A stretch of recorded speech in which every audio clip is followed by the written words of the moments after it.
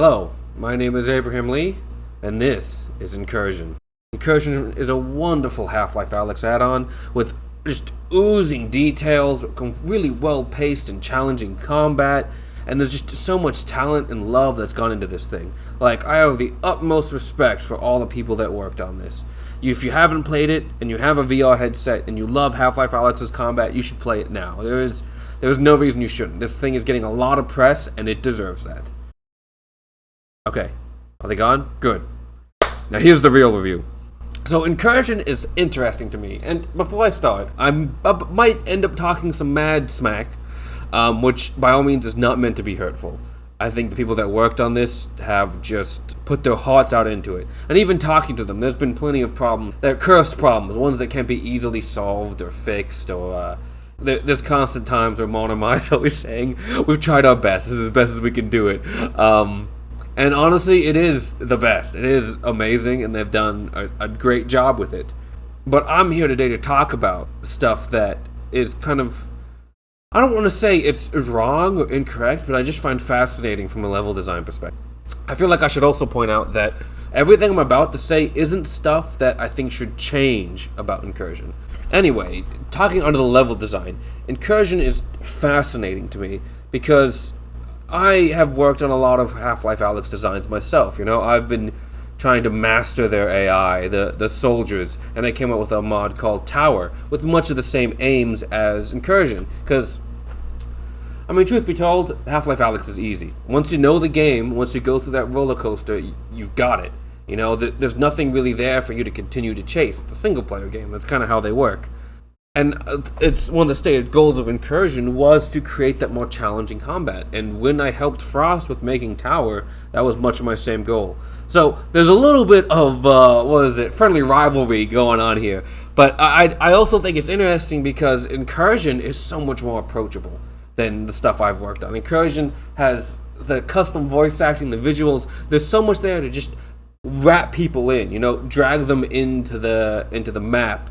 Explain things to them, be gentle with them, with one exception, and I think the map does a very bad job early on of teaching you its layout, which is very important for the flow of the level. But at the same time, the fact that it doesn't teach you the layout is part of what makes the first time you play this map so fascinating. It's got this mystery to it. You never quite know where the combat are going to come from. You don't quite know what to expect. All the angles are open. But in that same way, at least when I play it, I'm a teleport player. And so I've got to take things very carefully with how I position myself and how I take engagements. And with the moment I entered this level, I'm like, oh god, everywhere is exposed. I have no knowledge of where the enemies are really coming from, what routes they're going to take. There's just so much hidden from me. And so I found myself really hunkering down and kind of trying to find spots where I could limit the AI's ability to get angles on me, where I could really control the engagement. That's standard urban warfare tactics. Like, if you're in a defensive situation in a city, you're going to use the buildings to your advantage. And what's nice is Incursion lets you do that, It's got a bunch of side alleyways and little nice little nooks that you can kind of use to flank, but really you can just use to stop yourself from getting flanked. And that's kind of where the learning curve from Incursion really comes from, is that beginner's hump of just learning the level. And that's sort of my overall gripe with it, because once you learn the level, there's not a lot there to keep it engaging, because the enemies don't really pressure you in the same way. Once you learn the level, you can really control them. It's not really necessarily tailored to them. It's more tailored towards the player in some aspects. So you can get into these habits which the AI isn't necessarily able to break. And it's interesting to me because the layout of Incursion, the overall big scale layout, is very multiplayer-esque. It's got a lot of narrow lanes of engagement. And in a multiplayer game, if you're getting to habits, if you go and camp somewhere or use a single strategy, the other person can quickly outwit you. But here in this sort of more single-player experience, when you're dealing with groups of AI, it's like, how can they change their strategies to combat yours? The AI are kind of changed per wave to mix things up, but I feel like there's not enough there with the layout itself and the way combat gets funneled to really change the way you play as a player. For example, one of my biggest issues is in the beginning. You have the pistol for the most part, and you really can only pick between the pistol and the grenades. I don't have any other guns or even the burst fire, which can make those opening engagements, while really focused on good aim, good continual aim, like, consistently hitting your headshots on Combine advancing on you, it felt repetitive. And so when I think of replaying it, those beginning parts just kind of make me roll my eyes. And sure, it's because they're easier, but I enjoy that ramp up. It's more the fact that as a player, there's not much to change up that sort of beginning combat loop. The AI have a very limited amount of decisions, and as a player, I too have a limited number of decisions. And as the level expands, as I get upgrades and I get more guns, I felt the combat really opening up because I could make more decisions. And of course, the AI variety helped me be able to, their tactics change too, but really early on that kind of caps out. At most, you've got more chargers in the fray. And it kind of shows how single player games work, or what the strengths of single player are, is that combat arena can be constantly changing in a consistent manner. Here, the only real way to kind of keep that arena changing is the use of suppressors to kind of pull you into certain zones. And even then, the zones for the suppressors are very kind of linear in the way that you tackle them, with some exceptions where you can kind of flank around. But even there are many instances in this level where I want to be smart, but due to the teleport nature of it, I've got to really hunker down, and I can't shoot on the move as someone who's in smooth locomotion. They can stay a lot more mobile than someone who has teleport. But yeah, with the way combat is narrowed, it's very difficult to rotate quickly. So there's an instance in the gameplay that I'm playing where I end up getting attacked by Combine, and they're pinning me down in this doorway, and I'm like, okay, I'm going to try and flank around the side. And then I realize the length of path that I have to take to properly flank these guys is just too long.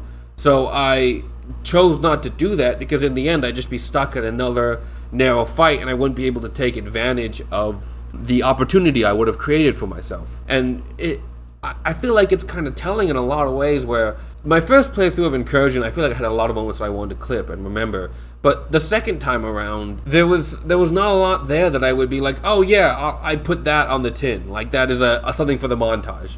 And again, that might be a player problem. If I had tried more to go out of my way to change up the experience, which these sort of more multiplayer style design levels allow you to do, I could choose, I'll hide out here this time.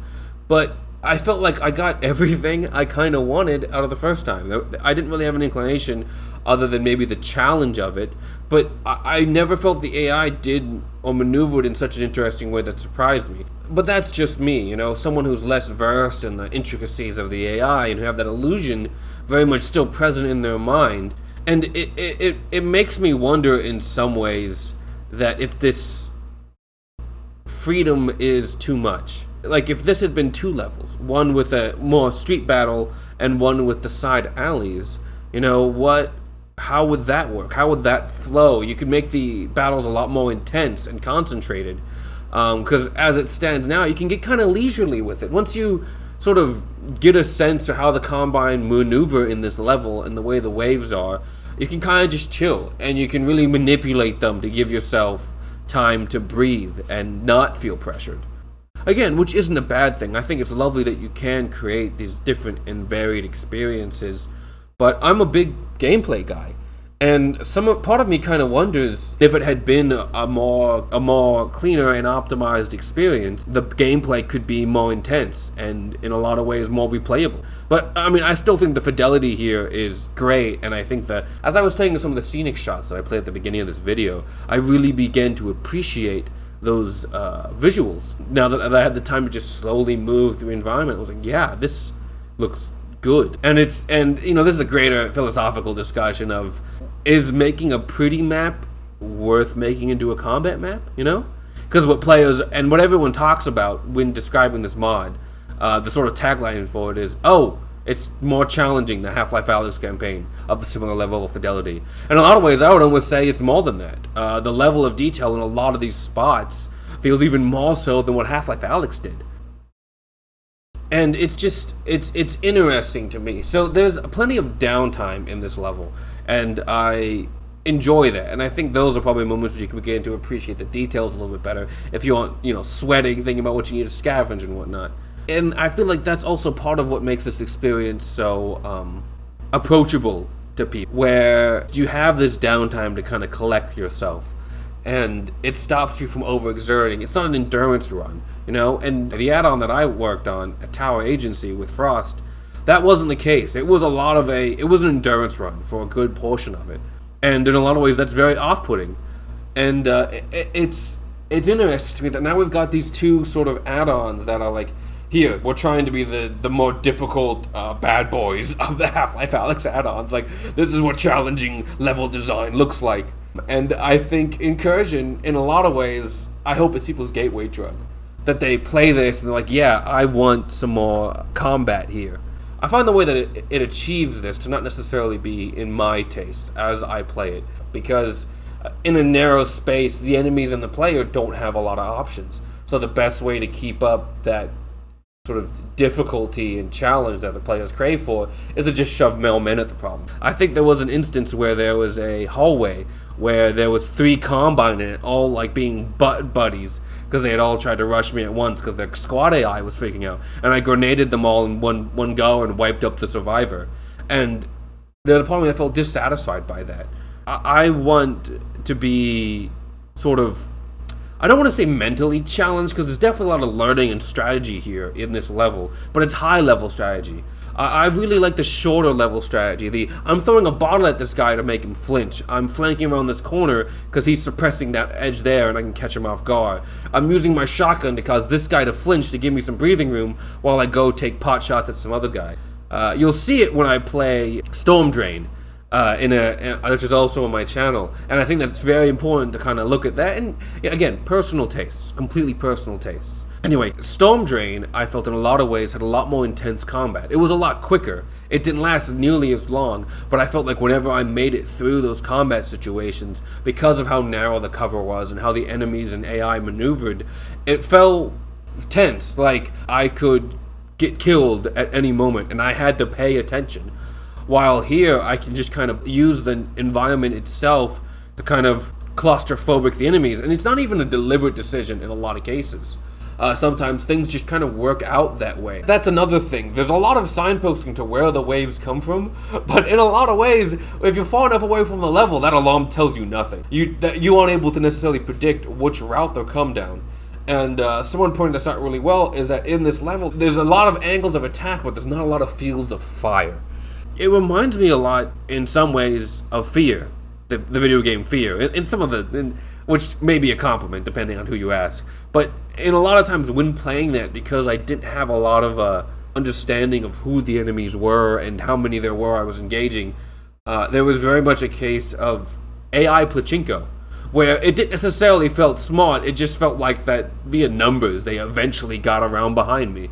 And in Storm Drain, whenever I got flanked or pushed, it felt like a deliberate decision by the AI, because I could track the series of actions that they took to get to where they were. Now, I guess I would say in Incursion's defense, I had this problem in Tower. And the difference in between Incursion and Tower is that in Incursion, the environment has huge amount of line of sight blocking. And again, that's another example of single player versus multiplayer design. In multiplayer design, you know the other person's capabilities to some extent. You know that they're a person. You know that they have a mind like you. But with dealing with AI in a video game, you gotta really fake it. And there's a certain level of hurdle you have to get over. Because players know that's not a person. And it's very easy to tell it's not a person. Especially when they make some dumb decisions like, barreling through a doorway. Anyway, this long, rambling kind of review thought thing, I feel like I should summarize it, and it's just that this is a great level for people to kind of get the taste of what harder Half-Life Alyx content is like. But I think as people's appetites are whetted, they'll begin to understand and appreciate how different those experiences can be.